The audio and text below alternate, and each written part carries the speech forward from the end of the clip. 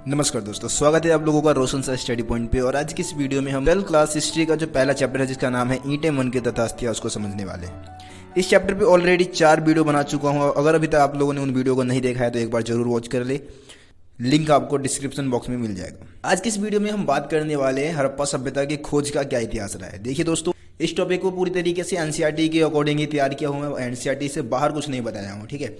तो ये topic 12th class के स्टूडेंट के लिए बहुत ज़्यादा इंपॉर्टेंट होने वाला है, क्योंकि 12th क्लास के लिए ही ये स्पेशली ये टॉपिक है, ठीक है। तो अब हम समझते हैं कि हड़प्पा सभ्यता की खोज कैसे हुई। देखिए दोस्तों, किसी भी सभ्यता के बारे में जानकारी प्राप्त करने का एक जो महत्वपूर्ण स्रोत होता है वो होता है उस सभ्यता की लिपि। लेकिन हड़प्पा लिपि को अभी तक पढ़ा नहीं जा सका है। इस कारण हड़प्पा लिपि से हमें हड़प्पा सभ्यता के बारे में कोई जानकारी प्राप्त नहीं होती है। लेकिन हमारे पास क्या है, कुछ पुरातात्विक स्रोत है, मतलब खुदाई के दौरान जमीन के नीचे से बहुत सारी चीजें मिली है जिसके माध्यम से इतिहासकारों ने हड़प्पा सभ्यता की इतिहास की रचना की है। जैसे कि औजार मिले हैं, मोहरे मिले हैं, मनके मिले हैं, बाट, इसके अलावा अस्थियां मिली है, ठीक है, मृदभांड मिले हैं। तो इन सब चीजों से हड़प्पा सभ्यता की इतिहास की रचना की गई है।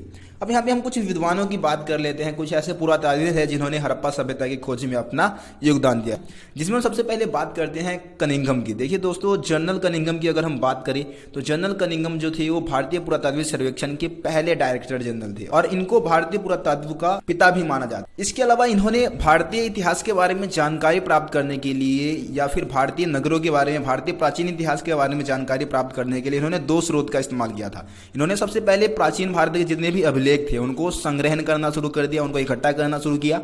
इसके अलावा 4वीं से 7वीं सदी में कुछ चाइना से तीर्थयात्री भारत की यात्रा करने आए थे, तो उन्होंने कुछ वृत्तांत लिखे थे, यात्रा वृत्तांत लिखे थे। उसका इस्तेमाल भी कनिंघम ने भारतीय इतिहास के बारे में जानकारी प्राप्त करने के लिए किया था। जो कनिंघम थे वो भारतीय सभ्यता को या हड़प्पा सभ्यता का जो महत्व था उसको समझने में चूक कर गए थे, क्योंकि इनका ये मानना था कि हड़प्पा सभ्यता का जो विकास है वो गंगा घाटी के आसपास हुआ है, या भारतीय सभ्यता का जो विकास है वो गंगा घाटी के आसपास हुआ है। लेकिन वास्तविकता क्या है? वास्तविकता यह है कि भारतीय सभ्यता का विकास सिंधु नदी के आसपास हुआ था। तो यही इनका भ्रम था।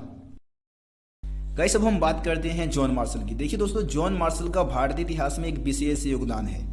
जब जॉन मार्शल भारतीय पुरातात्विक सर्वेक्षण के डायरेक्टर जनरल थे तो उन्हीं के साथ 2 और भारतीय पुरातात्विक भी काम कर रहे थे, जिसमें से एक का नाम है दयाराम साहनी। दयाराम साहनी ने ही सबसे पहले 1921 में हड़प्पा से एक मोहर खोज निकाली थी, और अगले ही साल 1922 में राखाल दास बनर्जी ने मोहनजोदड़ो से सेम मोहरें खोज निकाली थी। तो अब क्या हुआ कि हड़प्पा सभ्यता के बारे में बहुत सारी जानकारी मोहरों के माध्यम से जुटाया जा सकता था, और इन्हीं सबूतों के बल पे 1924 में ही जॉन मार्शल ने क्या कर दिया, पूरी दुनिया के सामने सिंधु घाटी में एक नई सभ्यता की खोज की घोषणा कर दी। यानी कि पूरी दुनिया को उन्होंने बता दिया कि अब हमने क्या कर लिया, हड़प्पा सभ्यता की खोज कर ली है। वैसे अगर हम जॉन मार्शल की बात करें तो जॉन मार्शल भारत में कार्य करने वाले पहले पेशेवर पुरातात्विक थे, जिनका पेशा ही खुदाई करना था, खनन कार्य करना था। इसके अलावा ये यूनान और क्रीड से अपने कार्यों का अनुभव लेकर आए, और इसी अनुभव के आधार पर उन्होंने सिंधु घाटी में 1924 में एक नवीन सभ्यता की खोज की घोषणा की थी। अब यहाँ पे 2 डेट है जिसमें बच्चे कंफ्यूज रहते हैं। अगर आपसे पूछा जाए कि हड़प्पा सभ्यता की खोज कब हुई, तो खोज का जो डेट बताते हैं हम 1921 बताते हैं। लेकिन अगर क्वेश्चन आता है कि पूरी दुनिया के सामने हड़प्पा सभ्यता की खोज की घोषणा कब हुई, तो हम 1924 का डेट बताते हैं। गाइस, अब हम बात करते हैं R.E.M. व्हीलर की। R.E.M. व्हीलर भी भारतीय पुरातात्विक सर्वेक्षण के डायरेक्टर जनरल थे, और 1944 में ये भारतीय पुरातात्विक सर्वेक्षण के डायरेक्टर जनरल बने थे। इनका भारतीय इतिहास में विशेष योगदान ये था कि इन्होंने क्या किया था, जॉन मार्शल की जो खोज की जो कमियां थी उसकी निंदा की थी। अब सवाल उठता है कि भाई जॉन मार्शल की खोज की कमियां क्या थी। देखिए दोस्तों, जॉन मार्शल क्या करते थे, जब खनन कार्य करते थे तो जितने भी टीले होते थे, टीले का अध्ययन वो समान क्षैतिज इकाई के आधार पर करते थे। मतलब कि जो टीले के जो अलग अलग भाग होते थे उसको नहीं समझते थे, उसको पूरी तरीके से अनदेखा कर दिया करते थे, जिससे कि टीले के अंदर जो बहुत सारी जानकारी मौजूद होती थी वो हमेशा के लिए लुप्त हो जाती थी। तो कहने का मतलब ये है कि जॉन मार्शल टीले का अध्ययन समान क्षैतिज इकाई के आधार पर करते थे। अब इनकी खोज की निंदा की थी R.E.M. व्हीलर ने। R.E.M. व्हीलर ने बताया कि हमें टीले का अध्ययन स्तर विन्यास के आधार पर करना चाहिए, यानी कि टीले के अलग अलग स्तर को हमें समझना चाहिए। गाइस, अब हम एनसीईआरटी का टॉपिक नंबर 11 समझते हैं। अभी ये जो हड़प्पा सभ्यता का खोज वाला जो टॉपिक था वो 10 था।